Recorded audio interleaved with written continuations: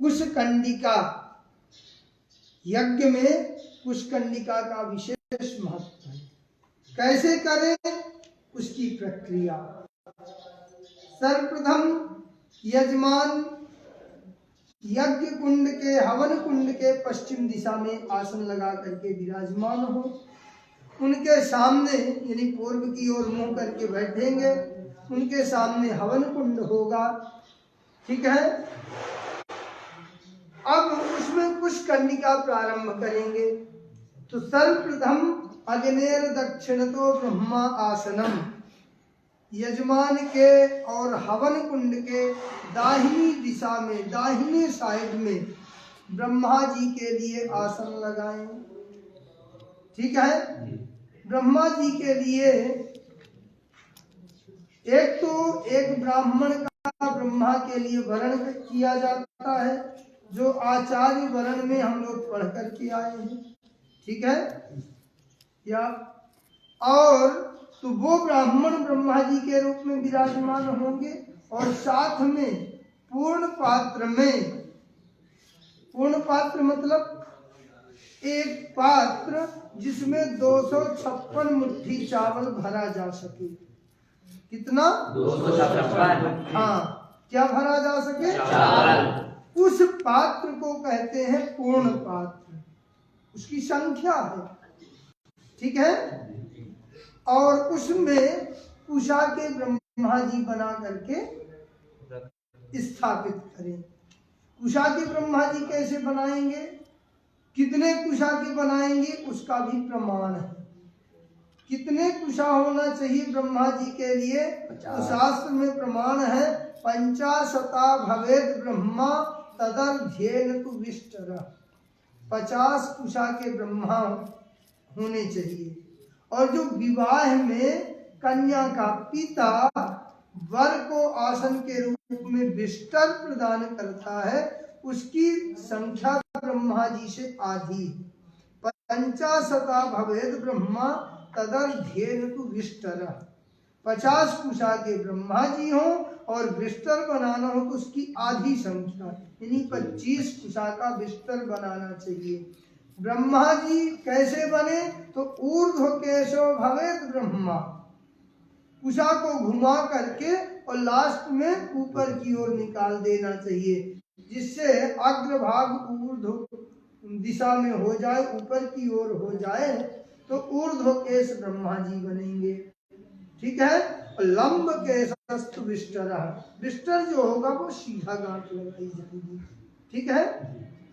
ऐसे 50 कुशा के ऊर्ध्व केश ब्रह्मा जी बनाकर उस पूर्ण पात्र में, जिसमें 256 मुट्ठी चावल भरे हैं, उसमें लगा करके और ब्रह्मा जी के आसन पर उस पूर्ण पात्र को यजमान ब्राह्मणों से प्रार्थना करते हुए, ब्रह्मा जी से प्रार्थना करते हुए स्थापित करेंगे। प्रार्थना क्या करेंगे?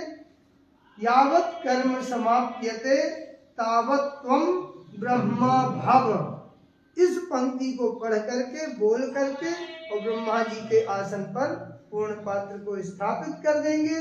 जो जिन आचार्य का ब्रह्मा जी के रूप में वर्ण हुआ है वो आचार्य जी बोलेंगे भवामी, ठीक है। तो इस प्रकार हवन कुंड के दक्षिण दिशा में ब्रह्मा जी को स्थापित करें। अग्नेर उत्तरतो प्रणीता सनद्वयम, अग्नि के उत्तर दिशा में 2 आसन देंगे। प्रणीता आसनद्वयम, प्रणीता के लिए 2 आसन। तो प्रणीता के लिए 2 आसन क्यों भैया? क्योंकि प्रोक्षणी और प्रणीता दोनों के लिए एक एक आसन कुशा का प्रदान करेंगे। इसलिए ग्रंथ में लिखा अग्नेह उत्तरतः प्रणीतासनद्वयम, अग्नि के उत्तर में प्रोक्षणी और प्रणीता के लिए 2 आसन प्रदान करें, ठीक है। इसके बाद हवन में, यज्ञ के हवन में ब्रह्मा जी का विशेष अधिकार होता है। सारे कार्य उन्हीं के निर्देशन में होना चाहिए। इसके पूर्व जो भी यज्ञ की प्रक्रिया है उसमें आचार्य प्रधान होता है, किंतु जिस समय हवन में पहुंच जाते हैं, हवन कुंड के समीप पहुंच जाते हैं तो वहां सारे कार्य ब्रह्मा जी की आज्ञा के अनुसार होना चाहिए। इसलिए ब्रह्मणा अनुज्ञाता प्रणीता प्रणयनम, ब्रह्मा जी के निर्देशन में प्रणीता का प्रणयन करें, प्रणयन अर्थात स्थापित करें। ठीक है, कैसे? सर्वप्रथम प्रणीता पात्रम पुरतः कृत्वा, प्रणीता पात्र को सामने ले करके वारिणा परिपूर्य उसमें जल भर दें, कुशैः आच्छाद्य कुशा से ढक दें।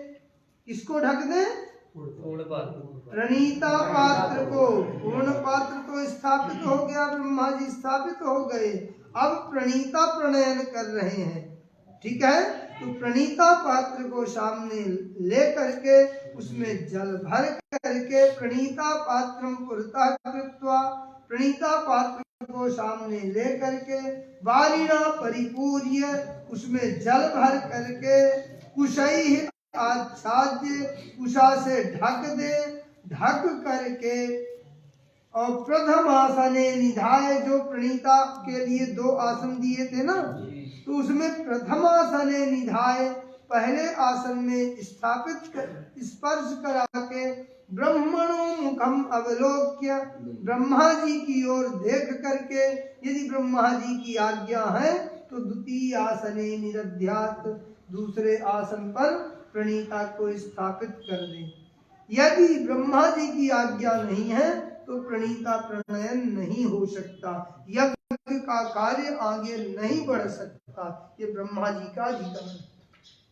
ठीक है, इसलिए प्रणीता पात्रम पुरतः कृत्वा, सामने ले, वारिणा परिपूर्य जल से भरे, कुशैः आच्छाद्य कुशा से ढके, प्रथमासने निधाय पहले आसन में स्पर्श कराए, ब्रह्मणो मुखम अवलोक्य, ब्रह्मा जी की ओर देख करके यदि ब्रह्मा जी की आज्ञा है तो द्वितीय आसने निधात, दूसरे आसन पे स्थापित कर दें।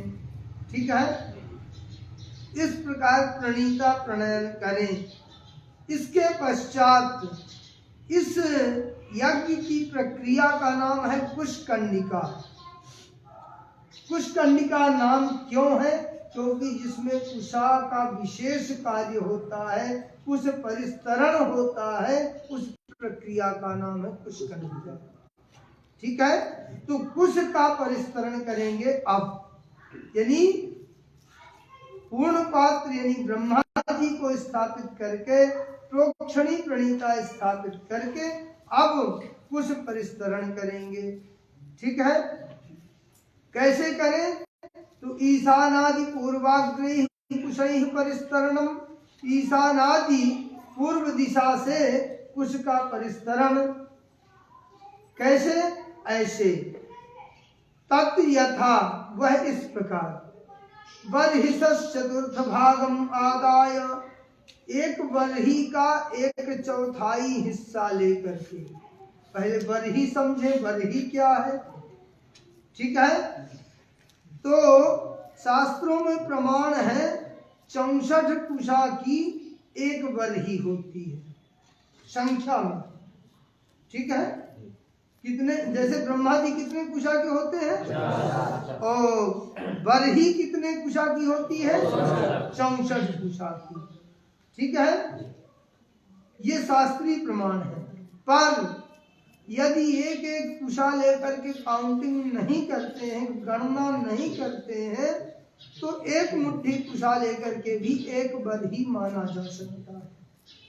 ठीक है, तो बरहिसा यानी एक बरही का चतुर्थ भाग मादाय, एक बरही के यानी 64 कुशा के या एक मुट्ठी कुशा के 4 भागों में डिवाइड करें, 4 हिस्से में बांट दें। ठीक है, अगर हम 64 कुशा की एक बरही मान करके 64 कुशा लिए हैं तो 1/4 हिस्सा कितने कुशा का होगा? 16 है। कितने कुशा का होगा? 16 कुशा 1/4 होगा एक बरही का। ठीक है, तो 16 कुशा लेकर के बर्हिषस् चतुर्थ भागमादाय अग्नेयात ईशानांतम, अग्नि कोण से ईशान कोण पर्यंत हवन कुंड के पूर्व दिशा में, अग्नि कोण कहाँ होता है? पूर्व और दक्षिण का कोना, और ईशान कोण पूर्व और उत्तर का कोना। ठीक है, तो अग्नि कोण से लेकर के ईशान कोण पर्यंत कुछ 16 कुशा को बिछा दे। ठीक है, हवन कुंड है यहाँ पर, इसके पूर्व वाले हिस्से में अग्नि कोण से ईशान कोण तक 16 कुशा को स्थापित कर दें।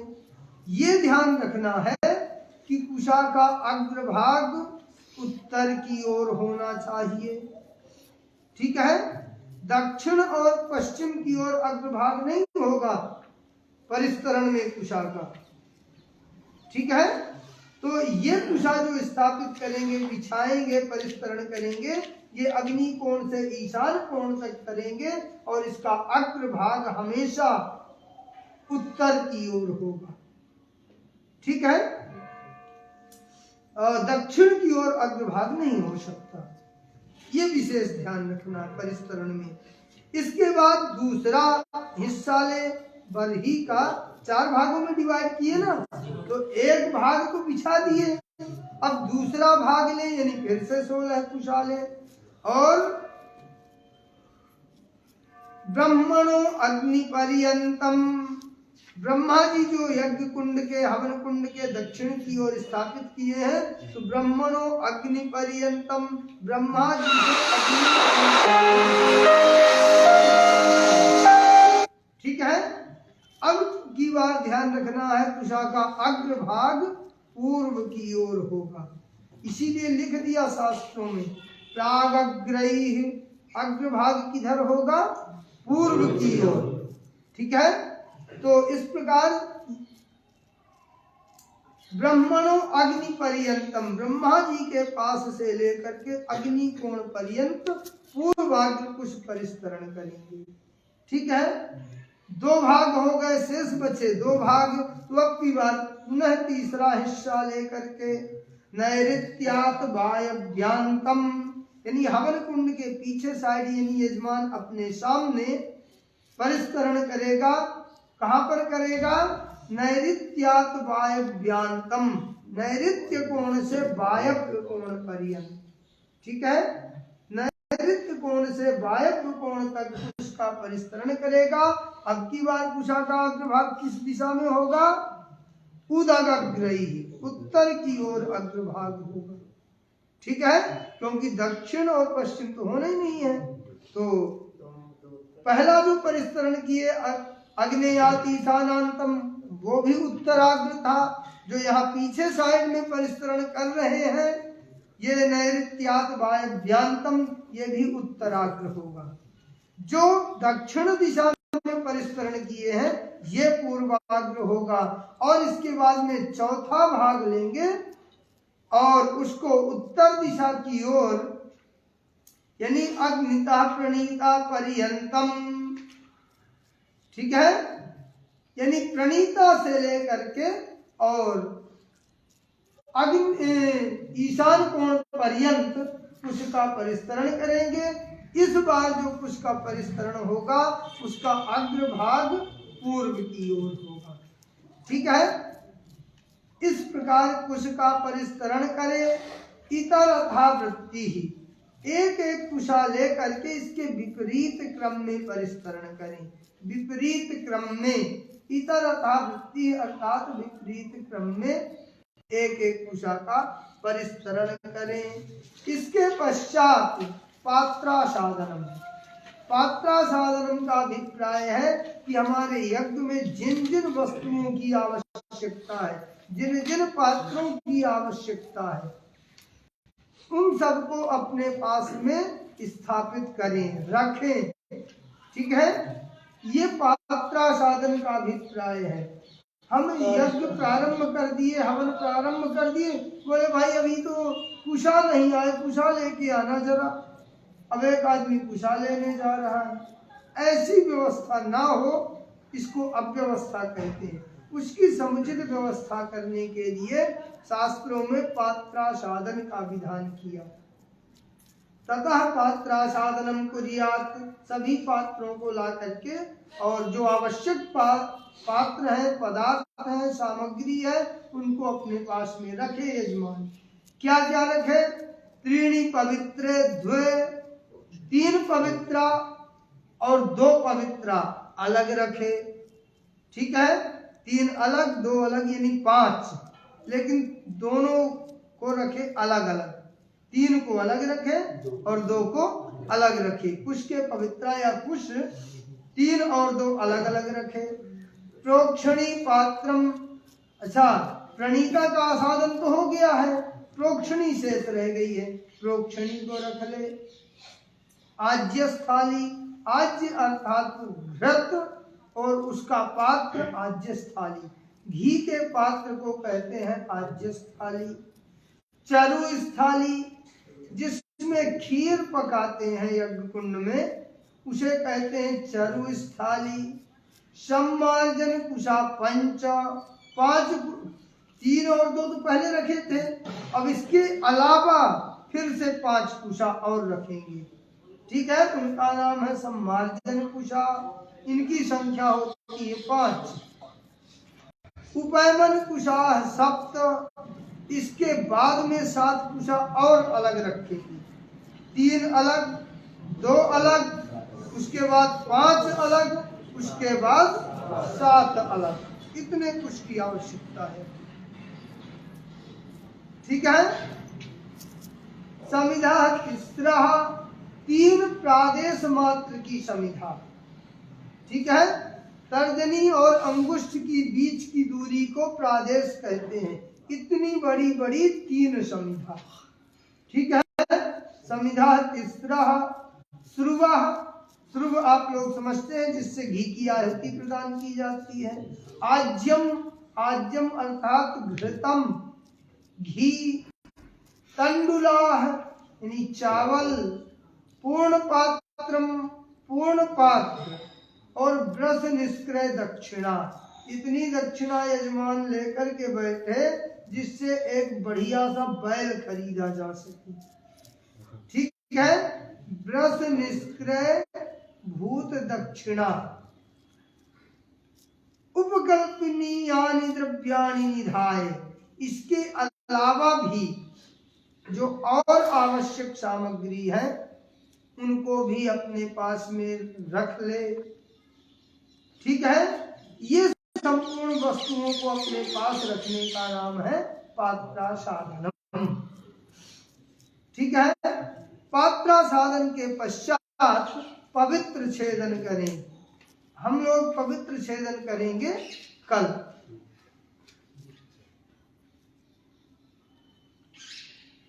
ठीक है सरकार। सरकार तो इधर बैठी आज यही कल करेंगे।